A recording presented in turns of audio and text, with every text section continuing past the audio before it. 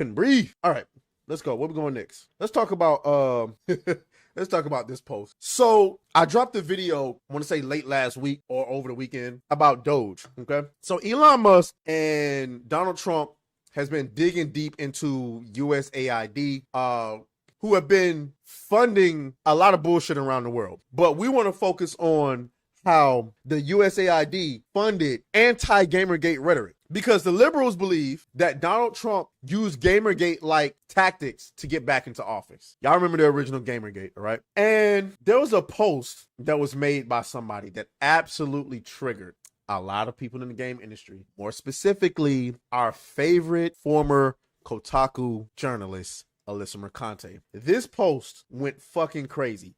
14 million views. Okay? And here it is. This person, Daka, okay, says, I can't believe this woman sucking off journalists is now snowballed into the CIA directly being defunded. Holy shit.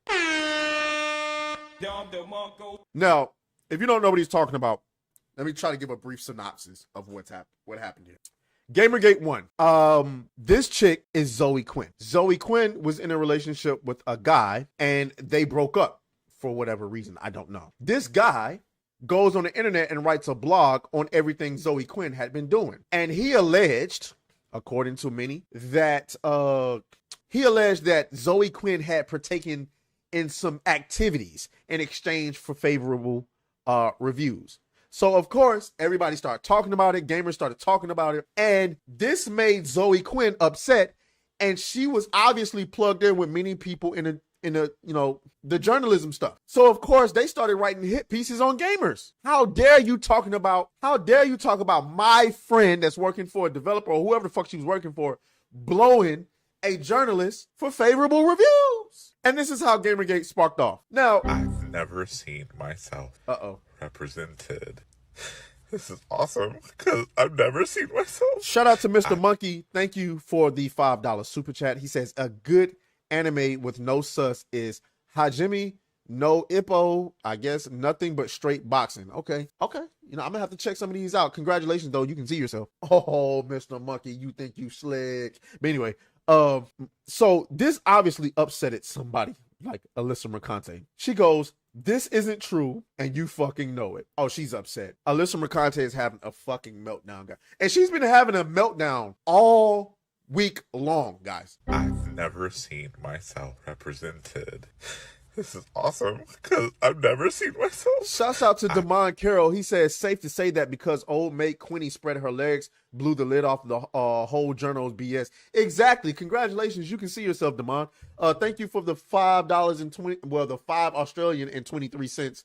I appreciate that. But yeah, though, I mean, so Alyssa Mercante says this isn't true. Guys, y'all got to let me know. How is it not true? I mean, the accusation was that she bounced that ass on a journalist for favorable reviews. According to her then boyfriend, who by the way deleted himself, right?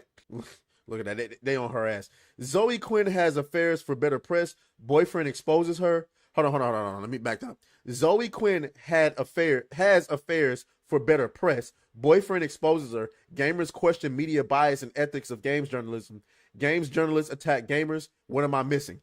Bingo! She bounced that ass for favorable reviews. So gamers were saying, is this happening far and wide? I'm trying to tell y'all, guys. Yes. Need I remind you guys what happened with Joy Taylor? Y'all remember that? That just happened last month? Joy Taylor? She bounced that ass at Fox to get into position. I'm telling you, guys. Y'all got to remember what Asmongold said. Y'all remember what Asmongold said about gamers who became game developers, and these are guys that wasn't that socially calibrated, and they weren't good with women. And so I'll explain it again. These men were not good with women. They weren't really that socially accepted like that. We're talking about guys who you came into, after you got off the bus in the morning, you went into the lunchroom, and these guys were probably playing Yu-Gi-Oh! Or Magic the Gathering or Pokemon cards over there. Like those kind of guys. You know what I'm saying? Not to begrudge them. You know what I'm saying? It's just, for me, I knew not to take my fucking Yu-Gi-Oh! Cards to school. Like, I just knew not to do that. That shit was not going to fly. Like, yeah, like I like Yu-Gi-Oh cards too, nigga. I'm just not taking them to school in front of the bitches. I'm not doing it. I can't do that. I can't, you know what I'm saying? I'm not trying to begrudge you from doing that. I'm not saying you can't run through the hallway with your arms back like this, looking like a complete moron. Do it. I'm just not doing it in front of the bitches. I can't do that. I'm sorry. You know what I'm saying? I gotta do that in secret. Oh, you gotta be yourself. No, I don't. No, I don't. I gotta get some cheeks. I ain't gonna get no cheeks running through the hallway doing this. I'm not gonna get no cheeks running through the hallways doing this. I'm sorry. I'm sorry. You gotta be able to, you gotta be able to code switch. At home, I was a nerd. At school, I was a gangbanger. At home, I was a nerd. At school, I was a gangbanger. That's a joke. That's a joke. But anyway, going back to what I was saying. So because these guys are not great with women, what happened was in the mid 2000s, we talking 2012, 2013, 14 and stuff like that. Gaming started to become really popular. Okay. The reason was because it had a lot of money flowing into it. Also, a lot of young women who were raised in households full of gaming started to grow up. So it started to become, remember back in the day, being a gamer, you couldn't say that shit out loud. Imagine being a grown-ass 25, 30, 35-year-old man and saying out in the public space, I'm a gamer. Nigga, you might as well get stoned. You might as well have been a witch back in the, what do they call that? The age where witches were being stoned and burned to death, burned at the stake and that, everything too. You couldn't say that shit out loud. Well, now you can, because one, a lot of young women who grew up playing games are becoming older, so they're a lot more accepting. And two, gaming was bringing in so much money, everybody wanted to cut of the pie. And so now you got all these women that want to cut of the pie, right?